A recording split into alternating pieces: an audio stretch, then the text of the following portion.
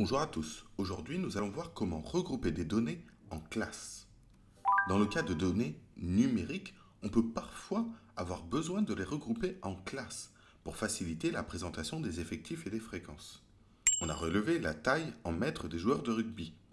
On a toutes ces tailles en vrac. Pour les étudier, il est beaucoup plus simple de les regrouper en classes.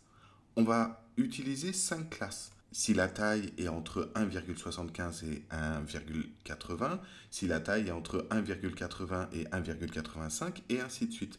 Attention, par exemple, pour la première colonne, on ne compte pas si la taille est 1,80, puisqu'on le comptera dans la deuxième colonne. On observe et on compte. On a 5 joueurs dont la taille est comprise entre 1,75 et 1,80, 6 dont la taille est comprise entre 1,80 et 1,85, et ainsi de suite. 4, 7 et 2. Maintenant, on peut représenter ces données dans un histogramme. Un histogramme permet de représenter les données numériques regroupées en classes. Lorsque les classes ont la même amplitude, ce qui sera souvent le cas pour vous, les hauteurs des barres d'un histogramme sont proportionnelles aux effectifs de chaque classe. C'est-à-dire, plus l'effectif est grand, plus la hauteur est grande. À partir des données regroupées en classes précédentes, on peut construire l'histogramme. Voici le tableau. Et voici alors l'histogramme.